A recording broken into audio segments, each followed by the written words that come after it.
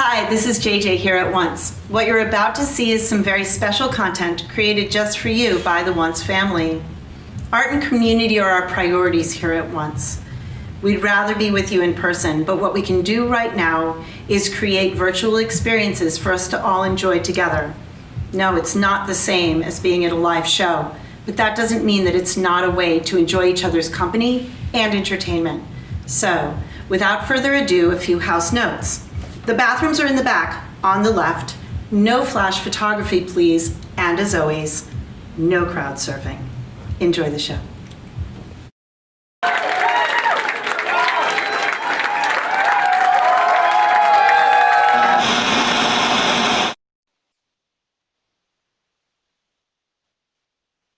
Hi. All right, now I got to figure out how to do this. There it is. Hello. Hi. Welcome to Let's Get Critical. Somewhere out there in the Zoom land is Mr. JJ Koczan.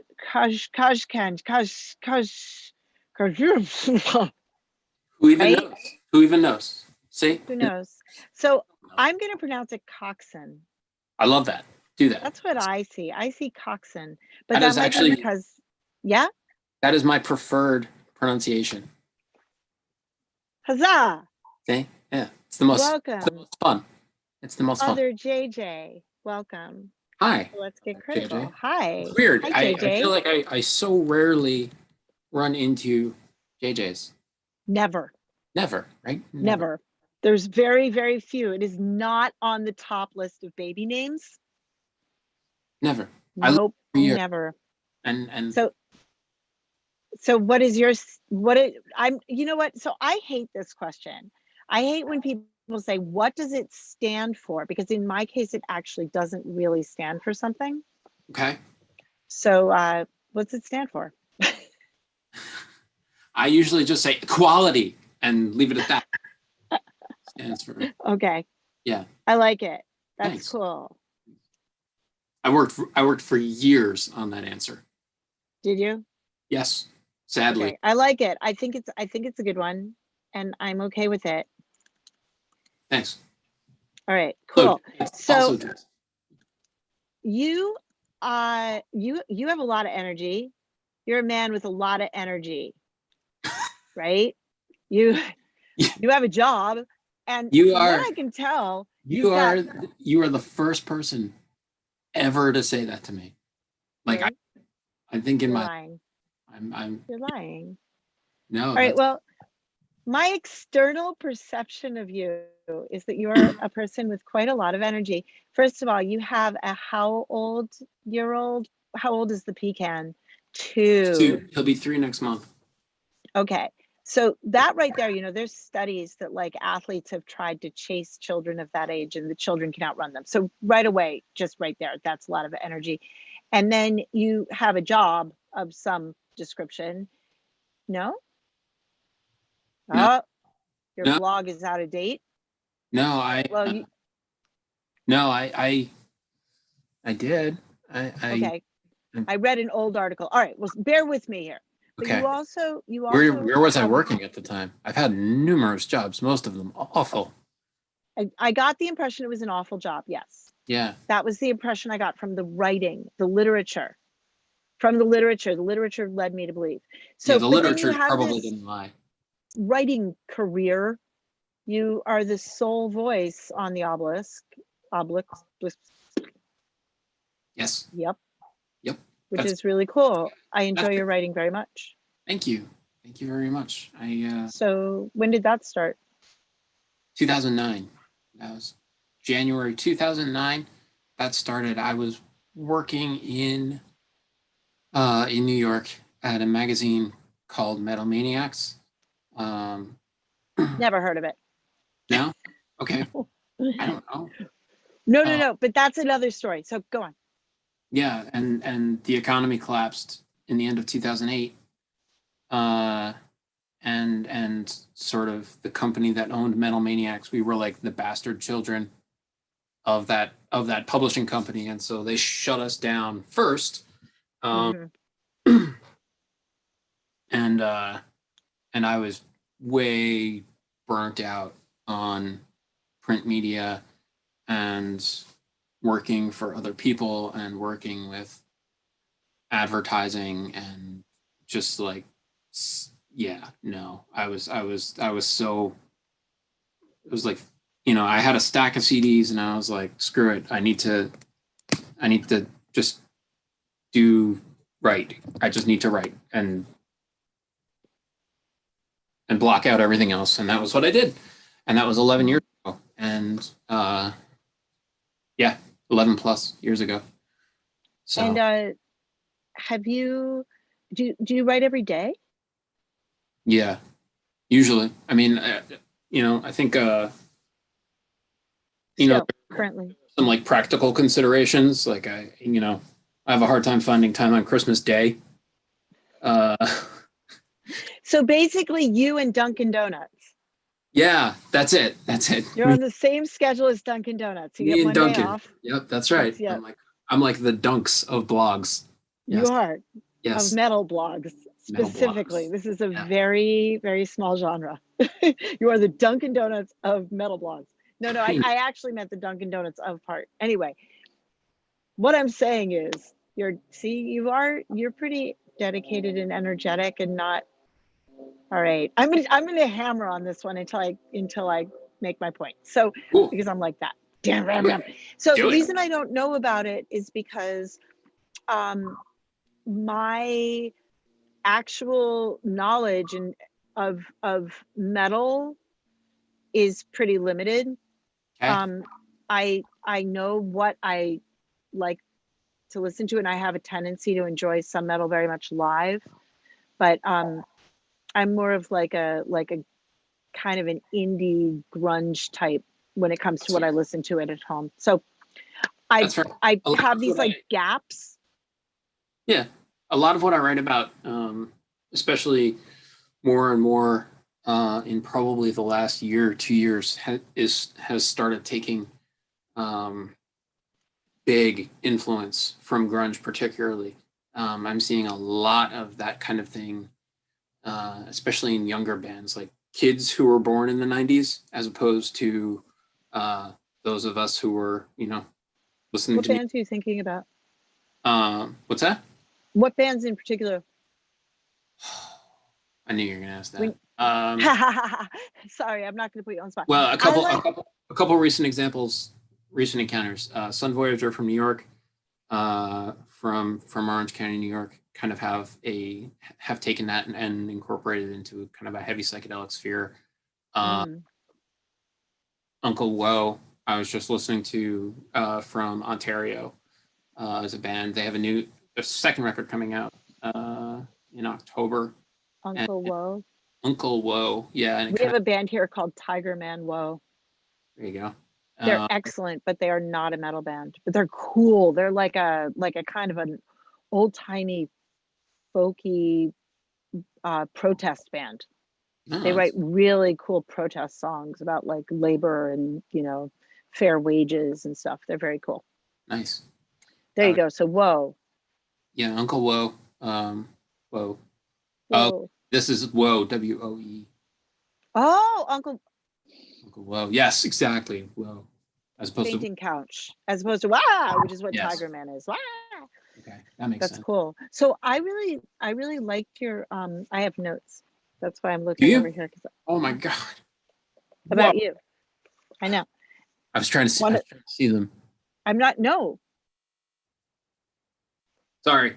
Get out your number 2 pencil and put it on the desk. Seriously, you held up the notebook. Oh. You got to take a screen grab. Ready? Yeah, exactly. Okay. Question 1. How do I pronounce your name? Right? No, I decided I was just going to go with Koczan. So I'm glad that I was close. That's really cool. So I was really excited about something that you wrote in a piece that you wrote about being in a band and how you were no longer in a band, which was a piece that really resonated. I thought that was a terrific piece. Thank you. You wrote. A long time ago. Yeah. Yes. I liked it. You wrote, part of writing for me has always been the simple act of documentation. So I think that's interesting because as a critic, I want dig into that for me. Talk to me. I thought that was a really interesting way of thinking about. I think of criticism as being something else, but you see it as documentation. Okay. Yeah. Well, not necessarily just. I don't know that I would apply that just to critical writing. Okay. So, any writing I do is especially like that piece you quoted from, and wow, I don't was years ago, right? Like 11. Yeah. Yeah. I think that Maybe not that many, but yes, many years. well, But no, I just thought it was band such broke an up in excellent. band broke up in 2010, so it would have been. I think it was 2012. Let's say it's So at least 8 years ago. Let's say it's at Yeah. least. But I just thought that was such an excellent statement. But that's That what I'm talking simple about, act of documentation. I just thought that That's was it. like such a deep. The fact is, once I put that out, that's it. That I have documented that thought. So that fundamental, like, telling a thing, getting a thing down, words on the page is what I'm about. I'm about words on the page. I write every day. It's not all going to be gold. It's rarely going to be gold. It is. I'm not going to recognize it as gold. I like that line a lot. So that's Yeah, gold. but I am about put your head down, get to work, words on the page. Like that is my approach. It doesn't always work, and sometimes it sucks. But like. So, all right. So you say this thing like it. All right. So it doesn't always work, and sometimes it sucks. So how do you reapproach it? What's your like process for going back in to investigate those words? Do you sit back from them for a while and then return to them with a different eye? No. Or do you throw stuff time. away? Are you like, oh, this is garbage and just throw it away? I don't have time for that. Like if I'm okay, let's say I'm writing about a record. If I don't have something to the record, I'm not writing about it. That's my standard. So you write and publish, and that's amazing. I write and publish, and then I will. It has definitely happened in the last year that I have found a typo that is a decade old and fixed it. Okay, so like dedicated. There are times where I have the luxury of like proofreading, but mostly I am doing thoughts and rereading it as I go, rather than like going through drafts and drafts and drafts. I don't have time, like either in my life or in terms of how much I want to write in a given day. I would love for that to be my life. Like that'd be amazing, but it's just not where it's at for me at this point. So you're doing a series about how musicians are handling, or what the experience of COVID has on them.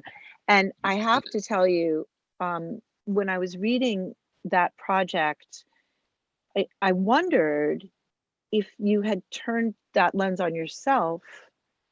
The questions are excellent questions. This is obviously, when you talk about documenting, man, oh man, document this, because that's exactly what it was. I just wanted to get down how people felt and what their experiences were.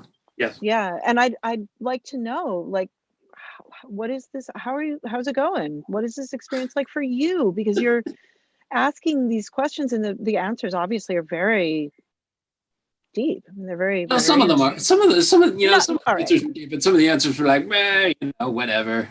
Whatever, drink a beer. But but some of these, some of the answers, and obviously as a venue operator, I'm thinking a lot about this. Of course. What our experience, what our lives have been, what we've known, and how different things are at the moment. And I'm so obviously there's been a lot of indoor time with the family, Right. which has got to have some impact on your ability to focus and write. Yeah, my wife is I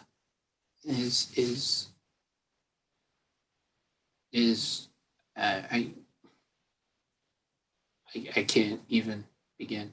Has, despite the fact that I've been doing this stupid self-indulgent project for 11 years now and have not gleaned any real income from it or anything of the sort. She is very forgiving and very patient with me and allows me sort of the space most of the time in my life to do this because she knows how much I need it. Sounds like an excellent relationship. I am very lucky. Yeah. And Awesome. she's a college professor. And so her semester this spring, they just shut it down. Yeah. She's back. She went back on campus actually last week for the first time since before spring break, which was harrowing, but happened. And she's been teaching virtually. So she's been home. And basically we have a young son who is 2 going on 3, and we have basically traded off working and managing him. Though as her semester has started, I have taken more on with him. I get up every day, preferably before 4 o'clock in the morning, and I work I can get a solid, if I'm lucky, I can get a solid 2 hours of work in before our son is up. And so that allows me, in that time, I can usually do a review that is somewhere between 1,000 and 1,200 words. And so okay. That is. I have a question. Yeah. Okay. So it's another process question. Shoot. So do you still prefer that people send you stuff in a physical format? Did I see that? Or is that also old? That's in the contact form. I've kind of generally yes. And part of that is an archival impulse. But sure.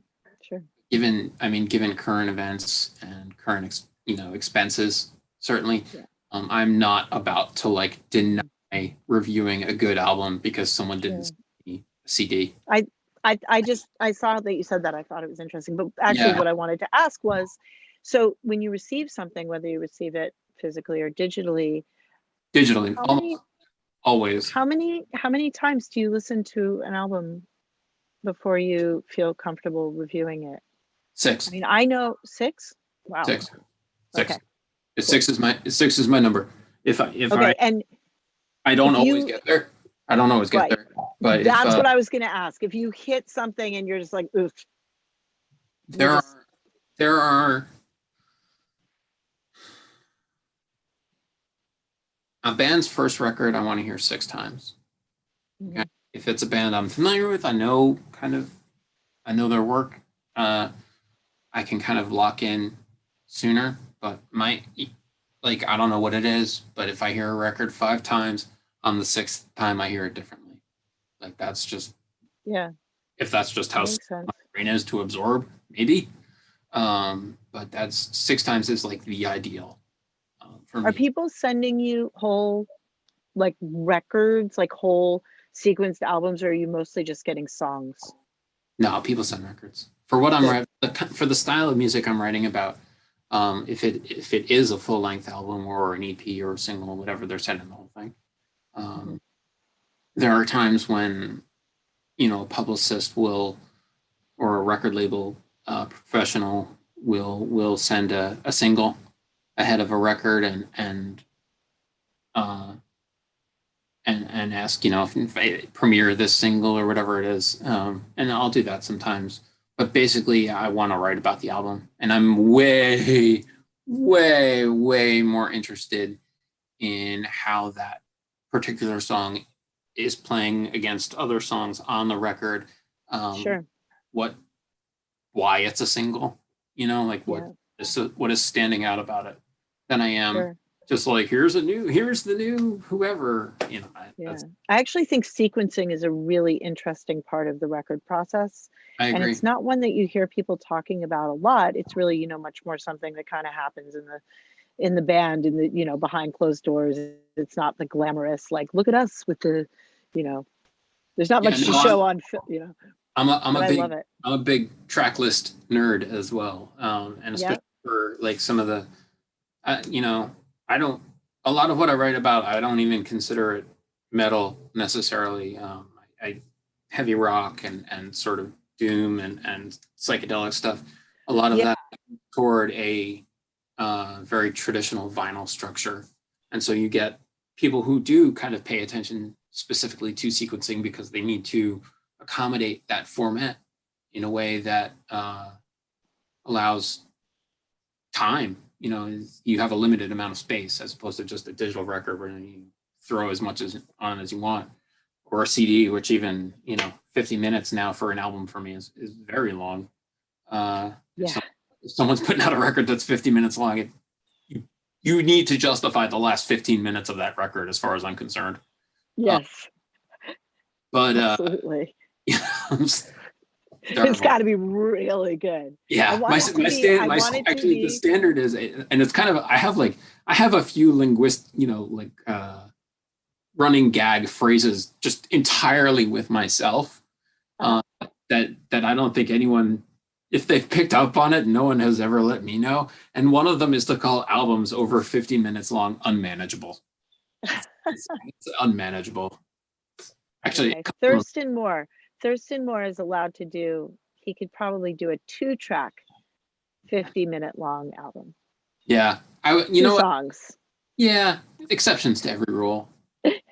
He's the only one. He played it once not long ago, and he was phenomenal. Cool. So we're going to take a quick break. Okay. And we will be back in a couple of minutes. Just make sure Aaron is ready for us. And here we go. America, demand your OVV. I want my OVV. I want my OVV. I want my OVV. OVV, Once Virtual Venue. Your favorite bands, the Once Nightclub. All online, 24 hours a day, new shows every week.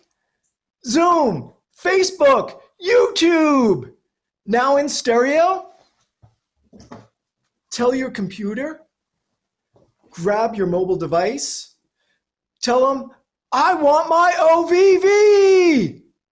Like, share, subscribe. Like, share, subscribe. So we're Once Somerville. We have an online store. It's called Shopperbill. Get it? It's a pretty cool place. You can find our t-shirts, our bumper stickers, which, by the way, say Once Army, smashing the patriarchy since 2015. So you want people to be seeing that. Check out Once Shopperville. You can find the link in all of our socials. Please buy something. It helps us, makes you look cool. You rock.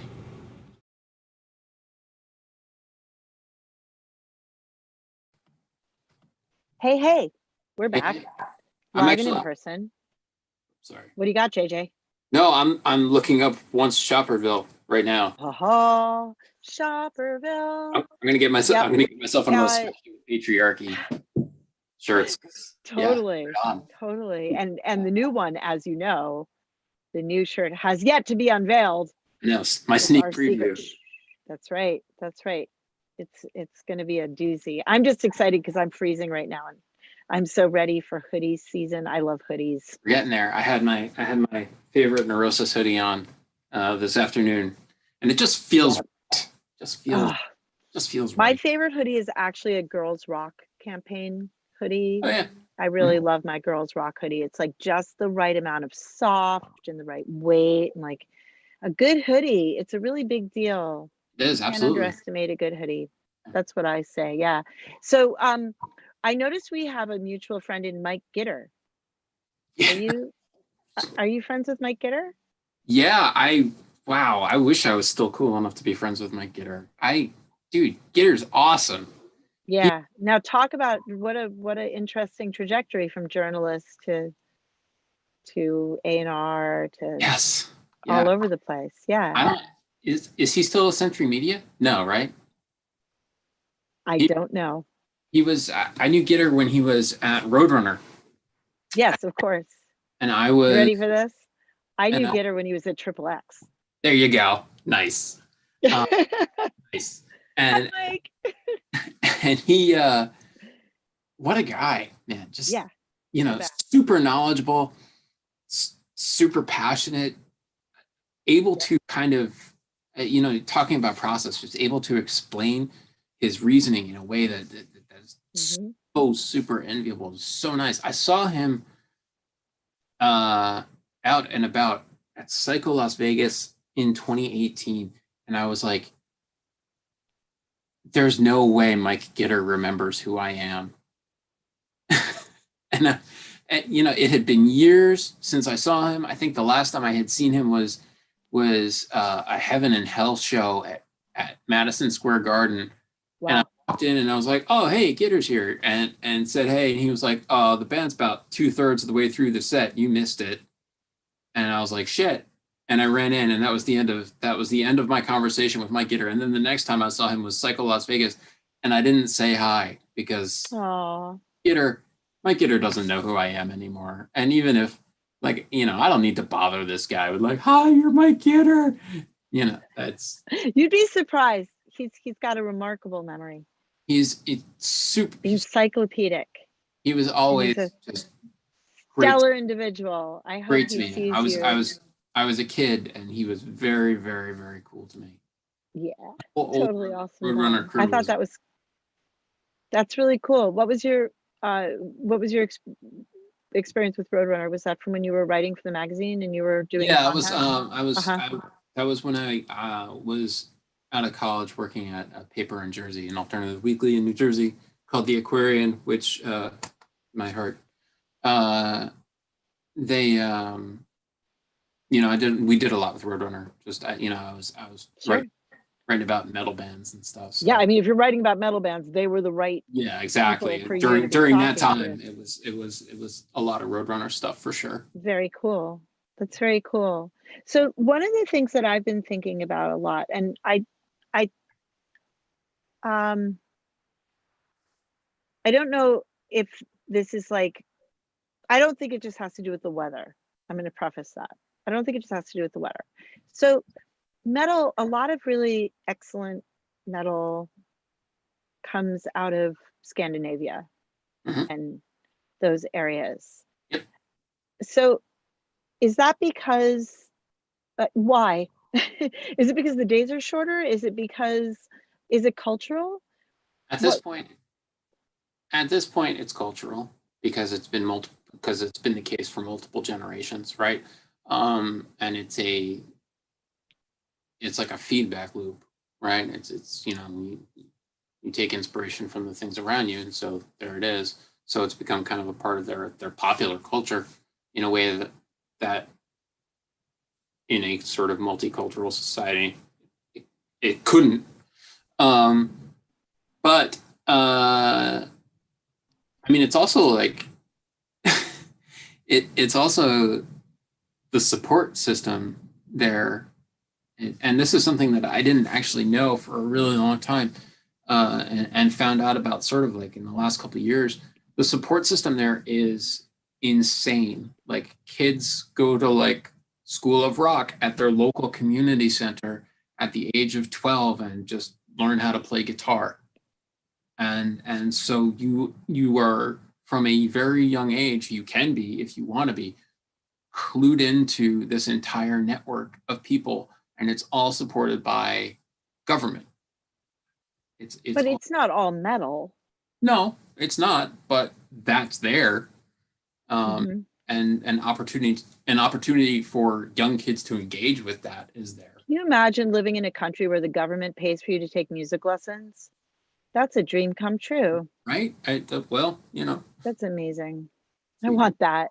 that's yeah, that's another one of those things that's healthcare would be nice, right? Yes, yes, healthcare would also be excellent. Yeah, that would Yes, be. you're I right. mean, Okay, fair, if fair, it's if I it want has to be one or humanities, the but other, I might take healthcare. Uh, wouldn't it be cool if we could have both? yeah, but it should be both. It should definitely be both. It would be Healthcare. so cool if it was both. Yeah. That would be so awesome. So I guess I still don't really understand why that's but I think I hear what you're saying, that it's kind of like it's been a tradition and so therefore it is a tradition. Yeah. And I do listen to me talking in the present tense. I have for the last 10 years, every January, done a 10-course Viking feast staged in a hall with Valkyries serving food to people, to grown people dressed in Viking revival.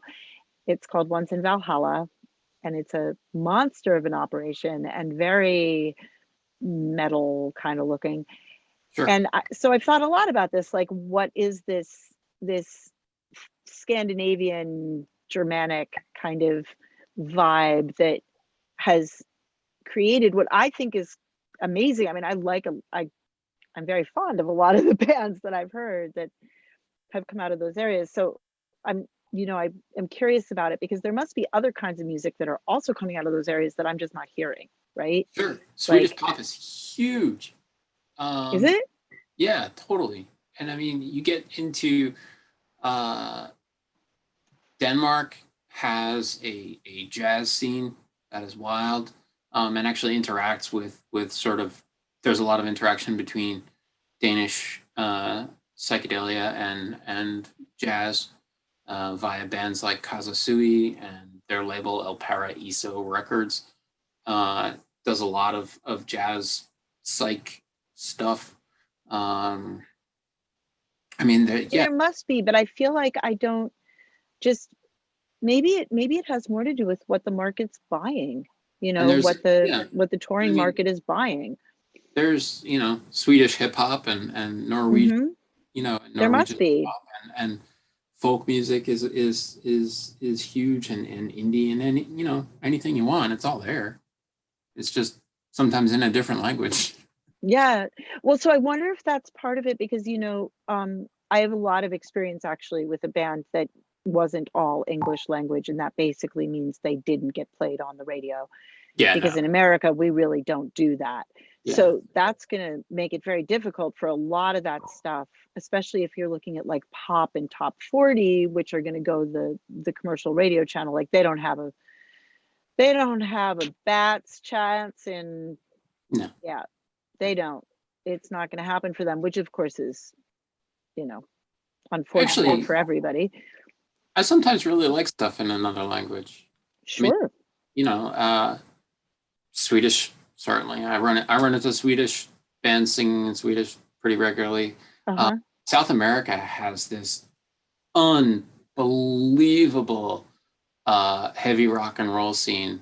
Argentina, Sure. Buenos Aires Sure. is just this incredible sort of long established hotbed of Yeah. awesome bands. In the 90s, there was a very successful band called Los Amigos Invisibles. Do you remember them? No. Yeah, I mean, it happens. It just happens so rarely, but it seems to happen more frequently in metal than it does in pop or, I mean, of course, there, okay, so there's going to be traditional, like when I think Scandinavia traditional, I think folk music. Okay, so there's probably a whole scene for Scandinavian folk music. Definitely. But definitely. But I feel like when you're talking about like more modern style, like less ancient things, like you're not going to see the kind of proliferation in the pop area that you see in metal when you're talking about Scandinavian Germanic bands, because pop music in America, it's very hard to break into the radio with something. I mean, as much as radio still exists, or is the goal? I don't know. I'm not sure what. I guess I'm thinking top 40. Okay. Well, But is there still radio? I don't know. Everything has changed a lot very recently. It's gone really fast. Yeah, I don't really know. And I don't really know. I feel like if you're not already Taylor Swift or well, Cardi B this summer, I don't know what the like pop end game is anymore. Like Isn't YouTube that, it's always been that. YouTube streams, like Sure. But there's still only going to be one in several 100,000 that's going to hit that level. I had when I was in my youth, I worked at Virgin Records in Hollywood, and at that time in the department I was in, we had Lenny Kravitz and David Bowie and the Rolling Stones in our catalog. And I mean, Virgin Records, amazing catalog. And my understanding was the only one who was pulling any kind of weight at that time. We're talking about David Bowie and the Rolling Stones and Lenny Kravitz. My understanding was the only one who was actually pulling anything in at that time was Janet Jackson. Wow. I mean, I think that like at any given time, really, there's only a very small number of people who are hitting that level of like actual profitability. So, everybody else. Isn't that insane? That's like famous people and then ultra famous people. Right. There's like, but well, see, okay. The Rolling Stones. So yeah, right, exactly. So okay, by contrast, it's like what I'm interested in is unfamous people. Hi, whoever that was. Unfamous, right? Like, it's like it's like the a niche of what's already a niche. Okay. That's where I'm in. If heavy metal is a niche, I'm in a niche in a niche. So it's very, it's everywhere. It's a micro niche. It is a micro niche. It's micro genres. Micro genres. It's everywhere. It's everywhere. It's Australia. It's certainly Boston. Jesus. It's everywhere in the U.S. It's Mexico. It's South America. It's Canada. It's China. It's Japan. It's Malaysia, Australia, India, Bangladesh. I mean, it's everywhere. Africa. Mm-hmm.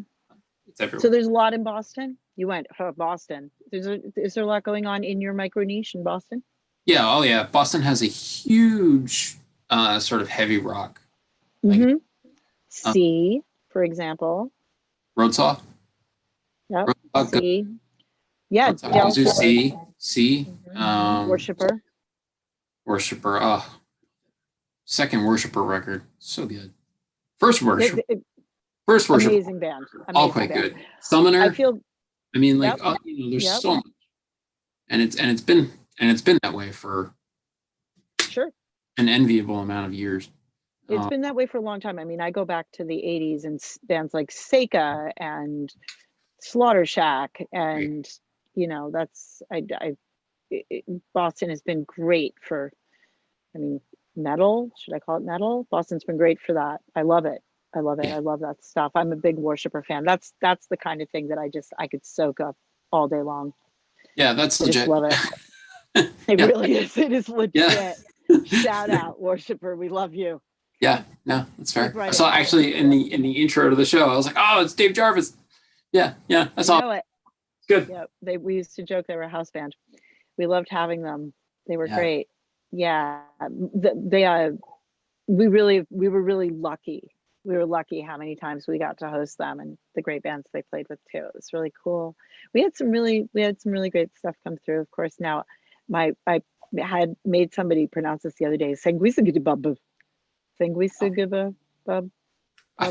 can't remember how it's pronounced. But anyway, lots of good metal bands.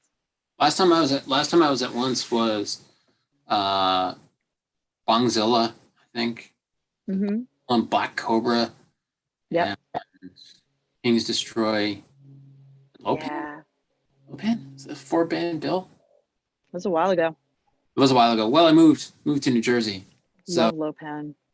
That kind of cut short me going to shows in Boston. Is adding another 3.5 hours on the commute is, yeah. So Yeah, that does, it slows you down a little bit. it does. So, you were wearing a St. Vitus shirt, right? Who was wearing a St. Steven was Vitus wearing a shirt? St. Vitus shirt. Steven's wearing a St. Vitus shirt. Yeah. What are you hearing? I feel like New York is starting to rally behind its venues in COVID. Like all these places that are closed, there's starting to be some conversations at the higher level amongst your representatives. Well, they're representatives, but you care about it. About putting some funding towards venues. Have you heard anything about it? I haven't heard much. I know there are various campaigns. Save our what have you? Save Our Stages. Yep. Save Our Stages. Yeah, and oh, there it is. And the Restart Act. Yeah. Yeah. So I feel like in New York, though, specifically, there's been some activity like that. That the state itself has, because you've got some really important clubs in their city there. It's true. But New York also kind of makes a point of not giving a shit. Right? Like, isn't it the most New York thing to be like, oh, another club will open? Right? I don't know. Yes, New York. It's as much as any city could. It's the city that feels most like home to me when going to shows. But New York has never been particularly kind to anybody. That's it. That's it. I mean, it's New York's culture is like, okay, you got here, good luck with that. Like, and over the last 15, 20 years, I've sort of watched as shows have gone from one club to another as those clubs have closed. And like right now, St. Vitus Bar is kind of where those shows happen. But even in the last 3 to 4 years, you've seen a sort of boom of other venues in Brooklyn open up and start hosting heavier shows and louder music and such because there's a market for it. Now, that was before. Okay. And so I expect what we're going to see as a result of the pandemic is a weeding out of that. And a weeding out of bands and a weeding out of everything. Because it's not only is it not financially feasible, but there's less. I feel like there's going to be less willingness on the part of an audience to go and see a show. Said, I did like 2 weeks ago go and see a band. It was outside. They were playing. So the Sun Voyager, who I mentioned before, actually. Yeah. Outside, they were playing at a brewery that was celebrating its anniversary. They didn't even have a stage. They were like roped off in a corner away from the patrons. But I went and I took pictures and I got to experience live music for the first time since January. And that is the longest stretch I've ever gone without a show in my adult life. Like, sure. I was blown away by just like how much, not that I had forgotten how much I missed it, but like the physicality of experiencing that was so beautiful and so real. And I was really taken aback by how much of a lack that had been in my life. Now, put that against going and standing in a room with 150 scummy jerks to see 3 or 4 bands in a given night. I don't know how many people are going to be up for that. I don't know what the regulations are going to be, how many people can be in that room. I don't know how that's going to affect the costs of shows. Is it going to cost $75 to go see a touring band play with 2 locals? And so that the venue can cover its costs because it won't be able to sell as much alcohol? I have no idea, right? Nobody knows. That's like, and there's this whole piece that I feel like isn't even being discussed at all, which has to do with like the venues like St. Vitus, right? The amount of renovation that's going to Yeah. have to be done, like to put in air circulation and sanitizing stations. I mean, at the very least, air circulation.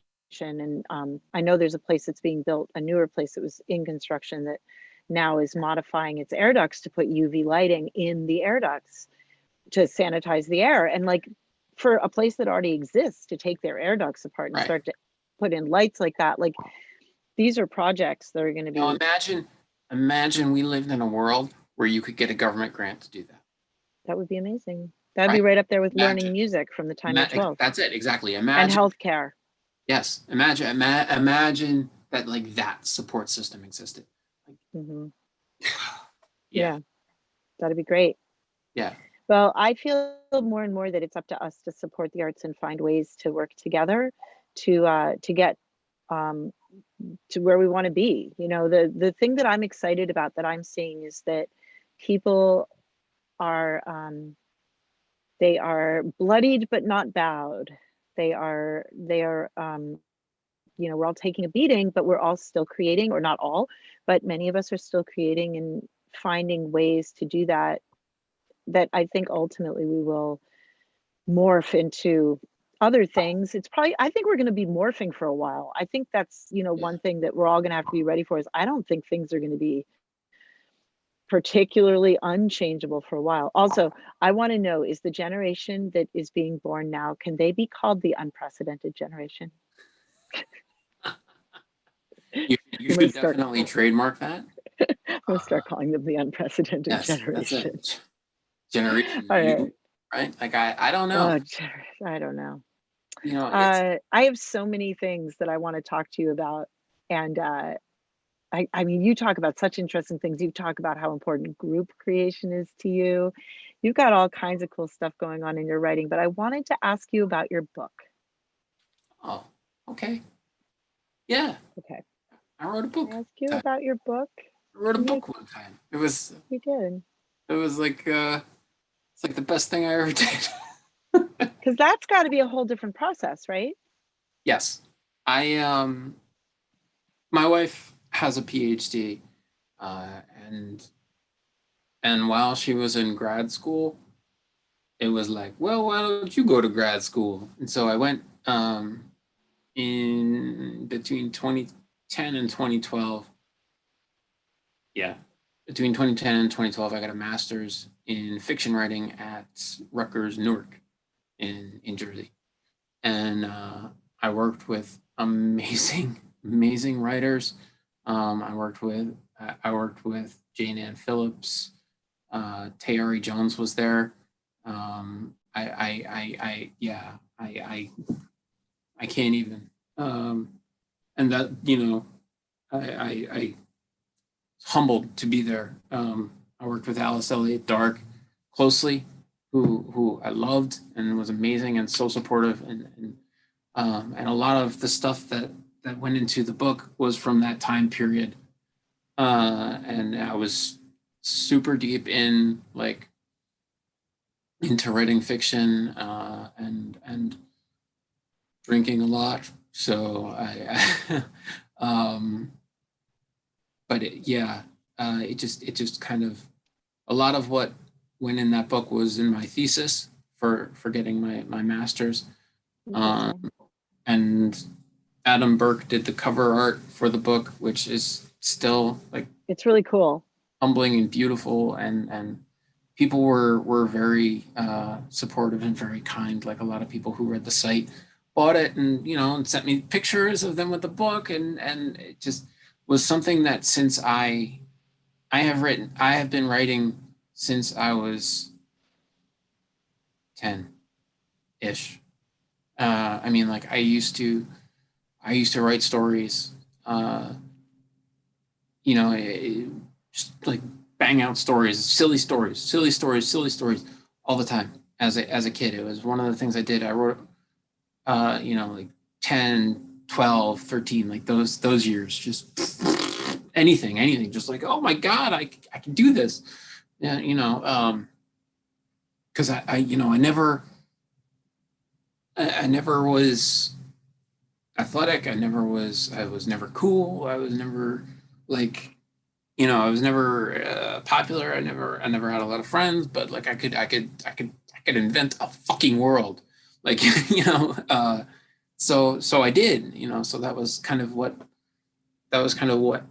happened. And so writing from a very young age kind of became a part of who I was. And so to finally be in a position where I could manifest that as a bunch of paper stacked together with my name on the front was very, very meaningful to me in a way that So cool. goes to my core.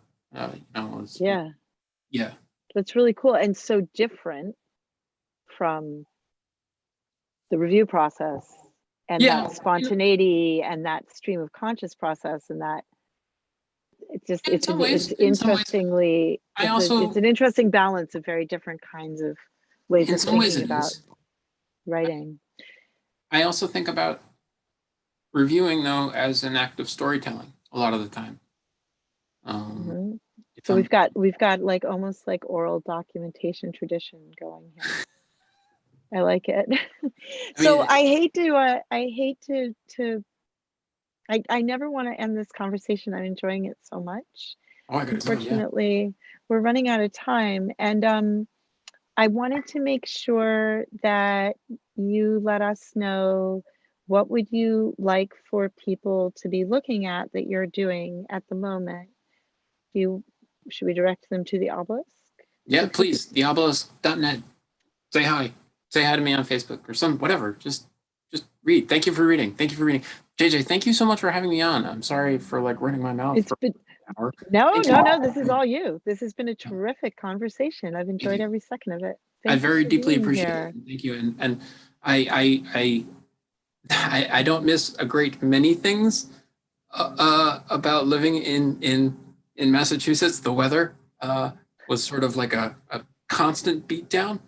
That Yeah. if I had been born there, I would have been like of a strong enough constitution to take. I did love the once venue and Oh, thank hope you. that you guys come out of all this awfulness One way or another.